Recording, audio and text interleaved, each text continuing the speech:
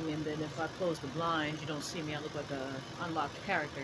So I want to talk about my birth story with my little one here, and I'm gonna introduce her to you guys. This is Isabella Luzinda. Oh, I'm sorry. She's like the sun is in my face. So don't mind all the noise in the background because my son's here. It took me forever because I've been trying to like get some alone time to be able to record this. I wanted to talk about my birth and postpartum journey, about how I'm doing after 1 month. I gave birth last month to my daughter. She was actually due October 6th, but I gave birth September 3rd. And the reason for that was because I was diagnosed with preeclampsia. So let me tell you how that went. I went on September 3rd, which was a regular prenatal appointment that I had. Look at you, fussing. So it was a regular prenatal appointment that I had to go to.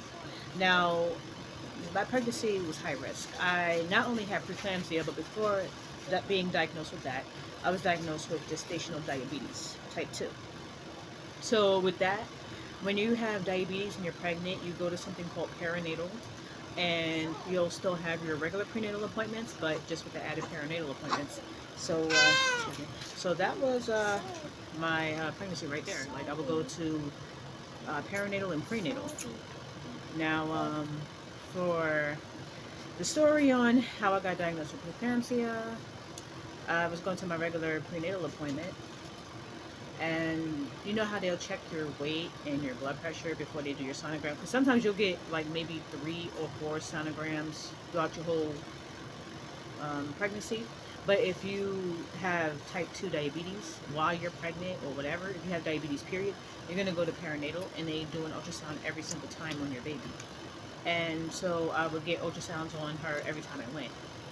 And they also would check your blood sugars. Well, you check it yourself, and then you send in like your blood glucose log, and then they monitor how your blood sugar is. You know. So I went in for my regular prenatal. They checked my blood pressure. My blood pressure was slightly higher. It was higher than last week. It was high like that week before, but it wasn't like too concerning. So when it was concerning, then they decided to send me like to another part of the hospital, another room to be monitored in. So they monitored the baby. I was on like on a fetal monitor, and they were checking my blood pressure like every 15, 20 minutes, I believe. And then once they saw that it didn't get any better, they had, well, there was some nurses that were coming in and checking on me. Of course, they had to come in and read the results. So then after that, 3 people came in: a midwife, a nurse, and my surgeon. And they explained to me how I was going to deliver the baby that day. And I'm over here like, you ever see a deer caught in headlights? That's exactly what happened to me. I was like a deer caught in headlights. I literally was like, oh my gosh, like I am 35 weeks along. And all I could think about was, is she going to be in the NICU? Because that's a preterm baby, that we're talking here, 35 weeks, and I do have a sister who had 4 of her 5 children were premature. So I'm not new to seeing premature babies, and in the family. I had nieces and nephews that were premature. My sister's first child was premature and born early too. So it's nothing new. Now, but when it came to me, okay, honey. All right. So when it came to me, I'm just freaking out because my first child was born full term at 35 weeks and 5. No, he was born at 39 weeks and 5 days. Sorry, I'm getting a little.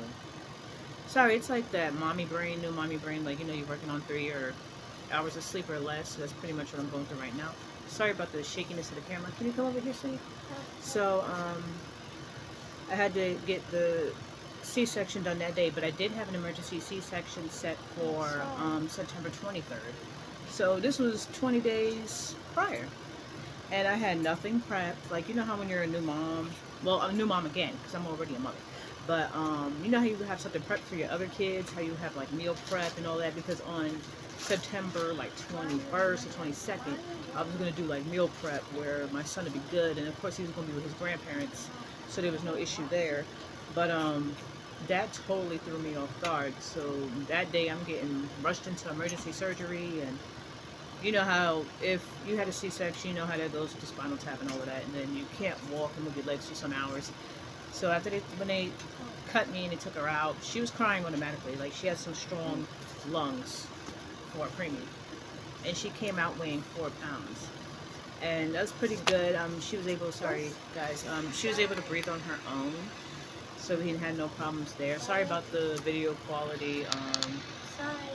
Trust me, I never get a long time. Sorry. Alright, honey. So, she came out perfectly fine.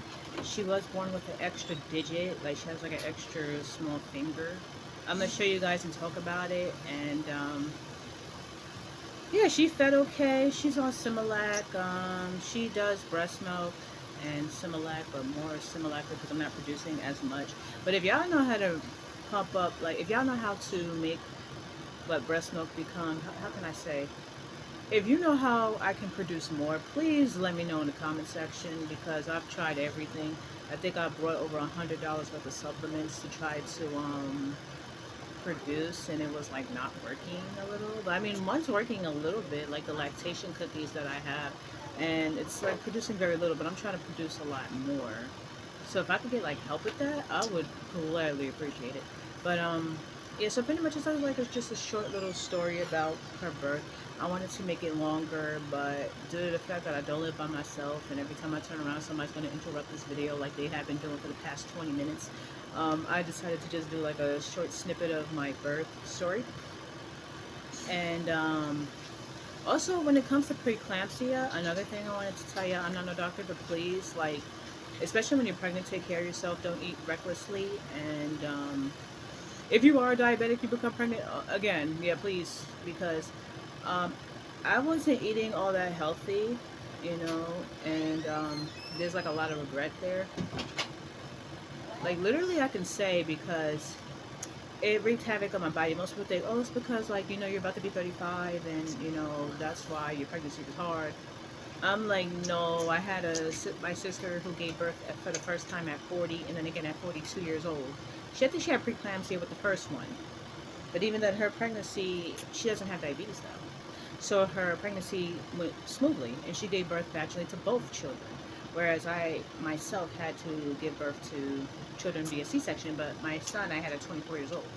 So like I said, you know, the age is different. And then yeah, my kids are 10 years apart. That's the thing. So most people assumed it was because of the age thing. And I said, even with my son, that pregnancy wasn't really high risk, but because I have a heart condition, they didn't want to take any chances with me trying to push. So either way, and I tried to do a VBAC because before back then I was much bigger, like I was heavy set when I was pregnant with my son.